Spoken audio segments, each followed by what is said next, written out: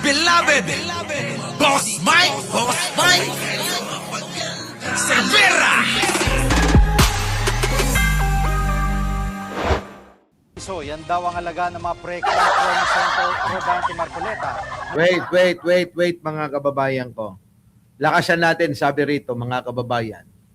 Senator Lacson, may 500 million Piloca balls. May 500 million Piloca balls si Marcoleta mula kay Cabral. Halaka!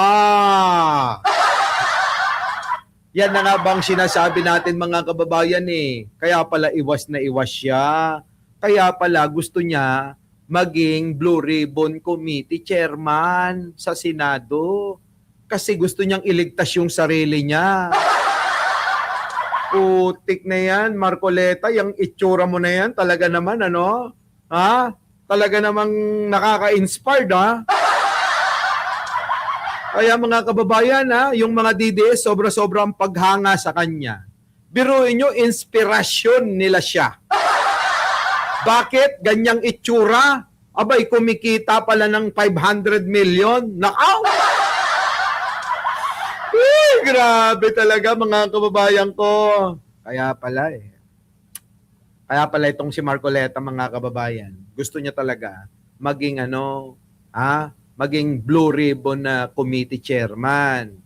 Oo, pero eto ngayon ang nangyari. Ito yung gusto niyang takasan, mga kababayan ko eh. Ako'y naniniwala ho, Edita Villanueva, Risa Morales, makinig ka. Ito yung gusto niyang takasan eh. Nabisto eh, mga kababayan. Sino ba naman ang mag-aakala na isang Rodante Marcoleta, Marcolecta pala, mga kababayan? From Rodante Marcoleta, Rodante Marcolecta pala, putang inang yan, no?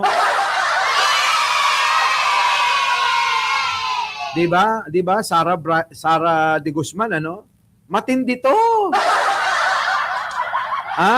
Boss Mike, baka nagpakamatay si Cabral dahil takot kay Piloca. Malamang. Kasi feeling siguro ni Cabral, naku, magiging magiging Blue Ribbon na committee chairman. Kaya nakaw! Malamang, baka yan na ho yung Jane Tayag, Michelle Reyes, Annabella Garate. Baka eto na ho, Makiliti. Ang siyang dahilan. Nako, sige, pakinggan na nga muna natin. Alam nyo, mas marami yung chismis natin kaysa dun sa reaction. Ang sarap kaya ng chismis, Sa totoo lang, Sa totoo lang, masarap talaga yung chismis, kaysa yung totoong balita, eto na. Mga kababayan, pakinggan natin, Pakinggan natin, putang ina, lalong papangit ito. Malamang, mga kababayan, kung dati mukhang magiging American bully ang mukha nito.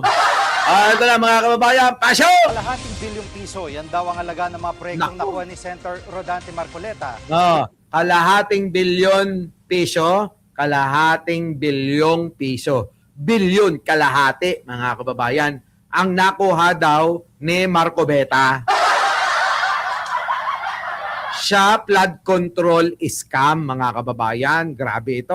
Sige, tuloy. Sa yung DPWH USEC na si Catalina Cabral. Ulitin nga natin. Sige, tuloy. Kalahating bilyong piso, yan daw ang alaga ng mga proyektong nakuha ni Senator Rodante Marcoleta mula sa yung DPWH USEC na si Catalina Cabral. Base sa impormasyong nakalap ni Senator Ping Lacson. Live mula sa TV5 Media Center, nangunguno sa balita si News 5 Cent correspondent Menlos Baños Mayan. Anong detalye ng impormasyong nakuha ni Senator Lacson laban kay Senator Marcoleta? Jiggy, may nakuha nga ron impormasyon, Senate Blue Ribbon Committee Chairman Ping Lacson, mula sa handwritten statement o sulat kamay ni dating DPWH USEC Catalina Cabral, kung saan sinabi niya may inallocate daw na halagang 500 million pesos na pondo kay Senator Rodante Marcoleta. Pero Rodante Marcoleta, baka nakakalimutan mo, abogado ka. Tandaan mo to, Marcoleta. Kapag kasulat kamay, black and white, mas mabisa yan. Sino nakakaalam nun, mga kababayan, na mas mabisa ho yung black and white kaysa ho, mga kababayan, yung pong mga kontrata dyan na dumaan ng imprenta. Kaya lagot ka, Marcoleta, sulat kamay ito. Wala kang ligtas dito, tangina ka. Kaya pala galit na galit ka kay Idol Ping Lacson namin. Oh, idol namin yung sinisiraan mong hayop ka. Di ba mga kababayan? Aba, pukinang ina mo ka. Panay ang panira mo kay Ping Lacson, hayop ka. Oh, mukha kang hayop, oo. Pero teka naman, bilang senador, ang dami mo pang drama, meron pa MMA ka pa. Meron ka pang dramang maalaala mo kaya, style. Tapos biglang tinitira mo siya, panay ang pandali mo sa kanya, lagi mo siyang kinokontra, ang dami mong ginawa sa kanya. Tapos ano nangyari? Bakit ganon? Ano nangyari? Sangkot kang hayop ka. Magnanakaw ka rin pala. Di ba mga kababayan? Magnanakaw din pala yung poke ng inang yan. Oh, sige, tuloy natin. Jiggy, ang sinasabi ni Senator Lacson, walang masama sa pag-allocate ng pondo sa senador. Pero syempre, ang problema, kung yung mga proyekto na yan naging ghost projects o kaya substandard, bagay na wala namang ebidensya, no? Laban kay Senator Marcoleta sa ngayon. Narito ang Wala pang ebidensya. Oh, pero ako naniniwala, baka meron talaga yan. Baka ginose mo rin yan. Parang pag-ghost sa'yo ng mga buhok mong hayop ka. Kaya pinipeke mo na lang yung buhok mong piluka. Kasi may hahalin tulad na natin to mga kababayan, sa ginose na proyekto ng maraming mga putang ina. Di ba mga kababayan ko, Jeffrey, Makiliti, Di ba? Oh, shirt print. Mga kababayan, di ba? Ang daming ghost project. Pero si Marcoleta, wala man lang binabanggit. Tandaan nyo mga kababayan, kailanman walang pinagyabang yan. Ang Marcoleta kapag ka may nagagawa, yabang na yabang yan. Tama mga kababayan, tama? Miras Channel, Kasi pag may nagawa yan si Marcoleta, Diyos ko, kulang na lang ipalathala sa lahat ng mainstream media. Kulang na lang mga kababayan, bayaran ang lahat ng mga vlogger tulad ni Mima. Para ipakalat na may nagawa siya. Di ba? Ang tanong ko sa inyo, meron ba siyang pinagmalaki na proyekto niya? Di ba wala? Sige nga ho kayo, tayo na talagang nakatutok sa politika. Wala naman tayong maalala na may Ipinlex, di ba? Flex ng flex siya. O yan. May Pinlex na proyekto niya. O, meron ba?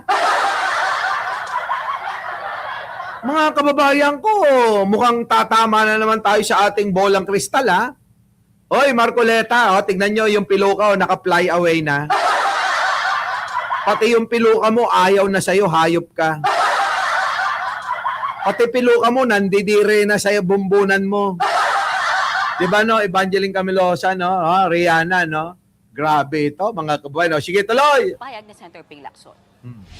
Hindi pa rin illegal yon, pinagbigyan ng DPWH.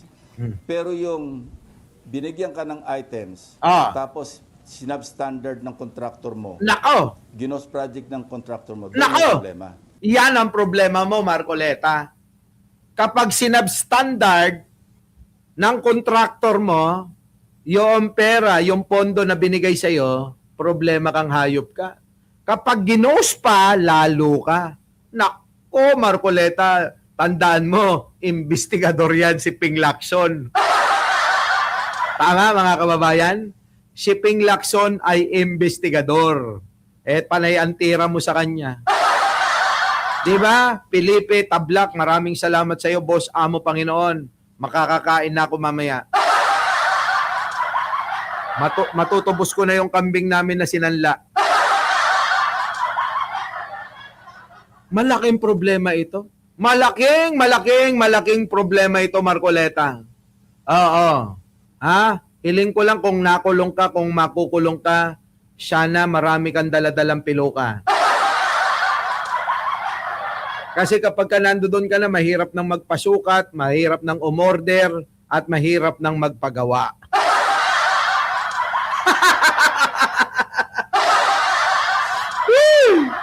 Kaya, nako, Marcoleta, ha? Bilang na ang oras mo kapag totoo ito, ha? Bilang na. Totoo naman sinabi ni Ping Lacson, mga kababayan. Totoo ito. Oh. Pero yung binigyan ka ng items, tapos sinabstandard ng contractor mo, ginos project ng contractor mo, doon may problema. Nako, kita nyo, yun ang problema mo.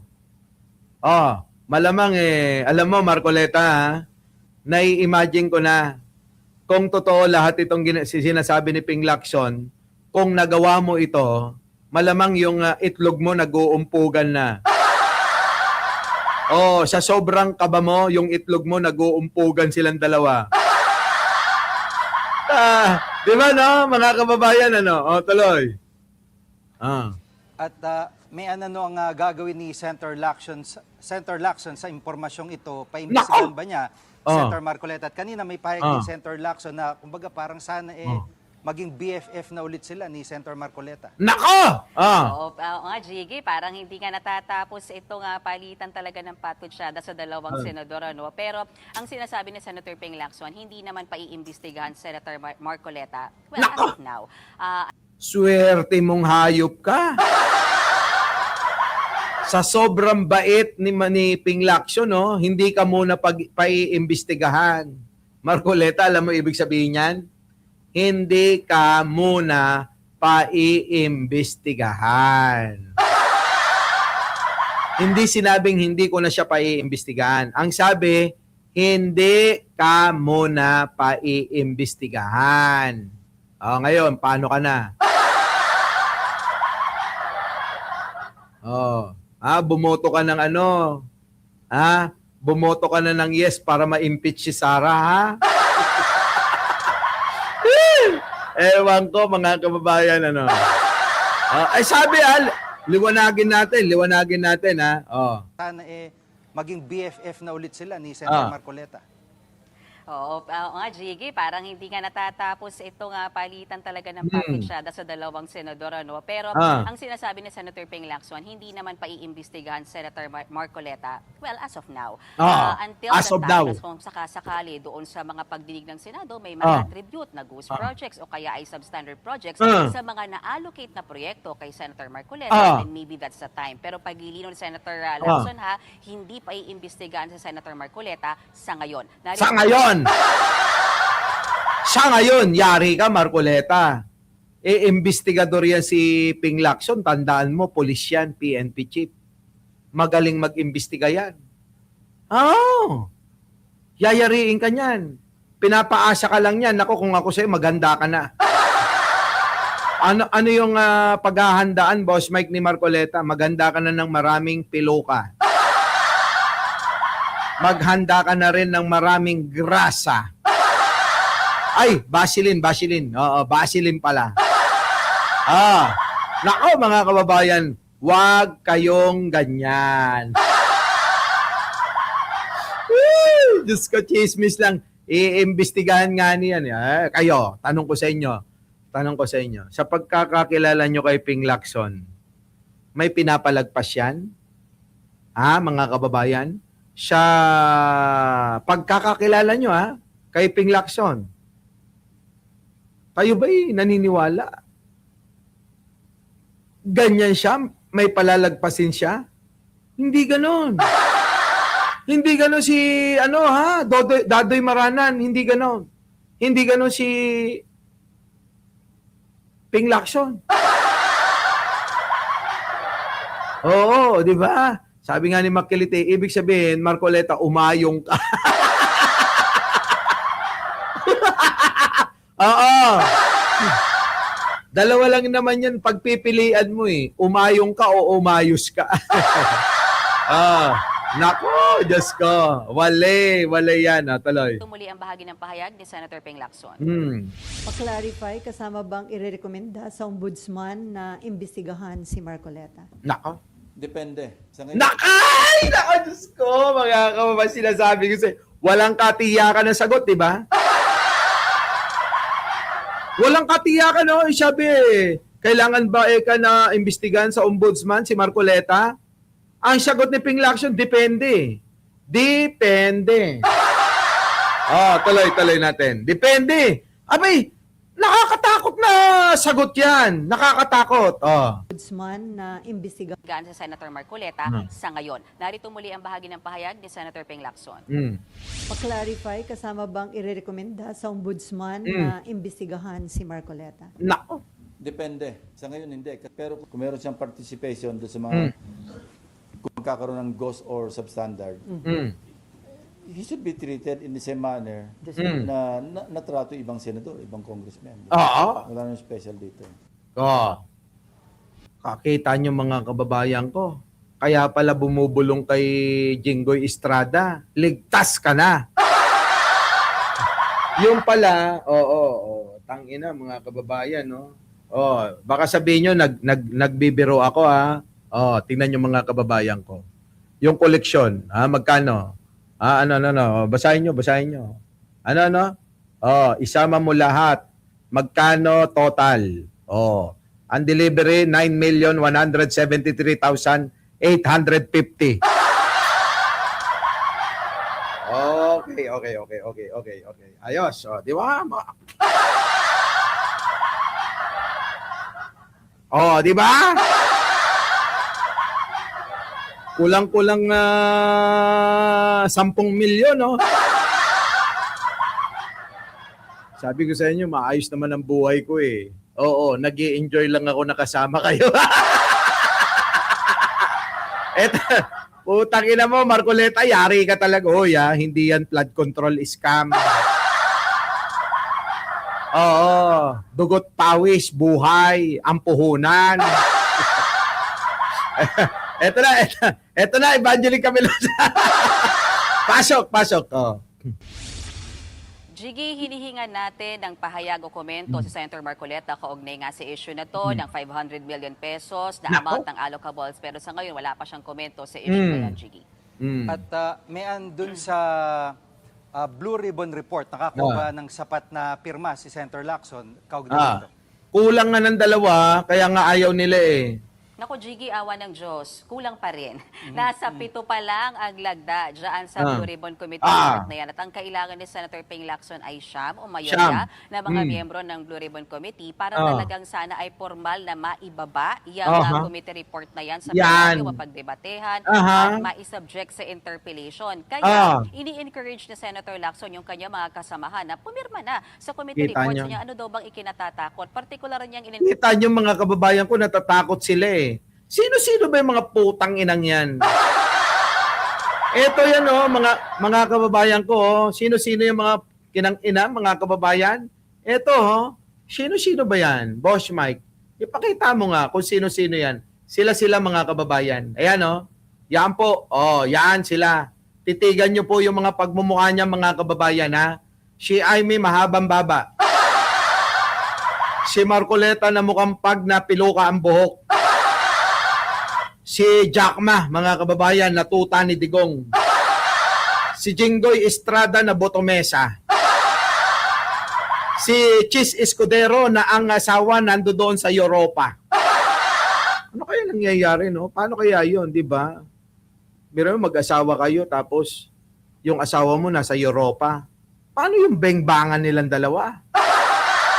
Tandaan nyo mga kababayan ko, love is not complete without bang-bang.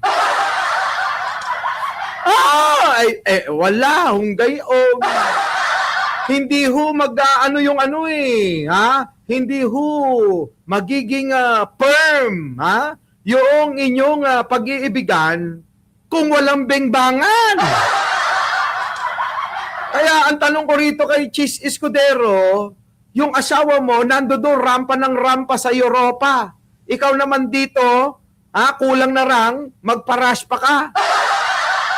Diba? Hindi totoo. Real talk to ba? Real talk to, Jasmine, ha? Diba? Oh, blind man, Jeffrey, Oh, Evangeline Camelosia. Real talk to, Michelle Reyes. Bakit?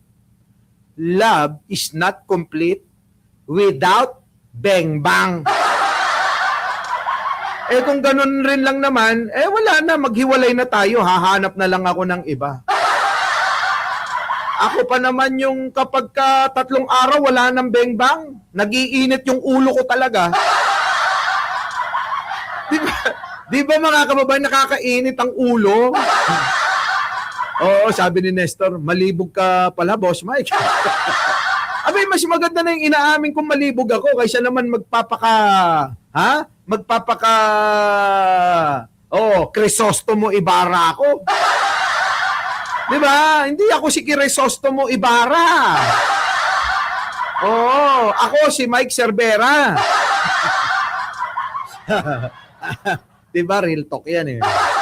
Oh, sabi rito, sino pa? Eto ho, yung maletang utin. Tayo na, si Robin Padilla, nakita naman natin talaga, di ba? Kaya nga binansagang Boy Sili. Kasi maliit ang titi. O eto naman, si Boy 10K, mga kababayan. Piling si Tupac. Natandaan nyo ba si Tupac at saka si Vanilla Ice? Yung Vanilla Ice. Di ba? Yung Vanilla Ice, Ice Baby. Tadadantantana, tadadantantan. Ice, Ice Baby. Di ba? Ice, Ice Baby. Oh, natandaan niyo yon, mga kababayan ko? Yun. Alupasak, umalagay at tampol. Yung mga kanta ng mga Pangasinense. Yan, Yan ho yung mga ayaw mga pumirma. Ano ho ba ang problema ng mga putang inan to at ayaw nilang pumirma, mga kababayan? Mary Joy, ano bang problema? Ayaw nilang pirman para malaman na ng taong bayan ang nilalaman ng report ni Ping Lacson. Natatakot ba sila na mabasa nila yung mga pangalan nila ron? Natatakot ba si Amy Marcos na mahabang baba na marami rin daw di umano na flood control project na hindi tapos? Natatakot ba si Marcoleta na malaman na natin yung totoo? Lalo na ngayon nagpasakali na ho si Ping Lacson na merong tinanggap na 500 million ito kay Cathy Cabral, mga kababayan. Nako. Eto isa, si Bong meron talaga ito. Itong si Jack Ma, si Bongo. 'Di ba yan yung CLTG? Christopher Lawrence, go. Mga kababayan, ang alin? 'Di ba nasangkot yan yung mga kapatid niya? Sabi pa ng drama niya kung mapipili ko lang ang magulang, ang tatay at kapatid, pinili ko na sana. Natandaan niyo yun, mga kababayan ko? Malamang itong mga ito, meron. Eto naman, kay Jinggoy Estrada. Alam naman natin yan lantad na si Jinggoy Estrada na na meron talagang kinalaman dyan sa flood control scam. Diba? Ganon din si Chis Escudero. May kinalaman din yan, mga kababayan, Dali Babes Castro. Yan. Diba? Lantaran na ho yung mga pangalan na yan ngayon, etong dalawa. Itong dalawa, wala pa tayo naririnig. Baka naman ayaw nilang bumoto kasi para nga daw, hindi mapahamak yung kanilang mga kaalyado. Pwedeng ganun, Pwedeng ganun, mga kababayan. Di ba? So ngayon, kayo, tanungin ko sa inyo, makatwiran ba?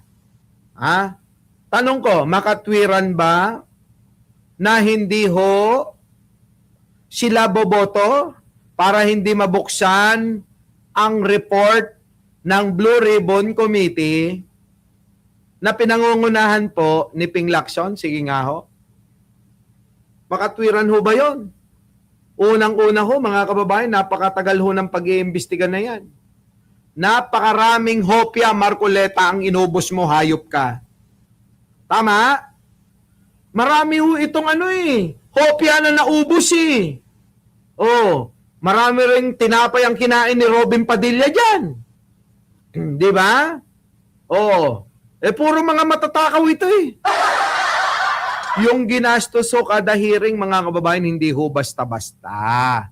Hindi basta-basta. Pinaggastusan ho ito. Binigyan ng panahon ng marami hong mga may kinalaman ho rito sa Blue Ribbon Committee na to. Tapos hahayaan lang ng, okay, thank you, ganon.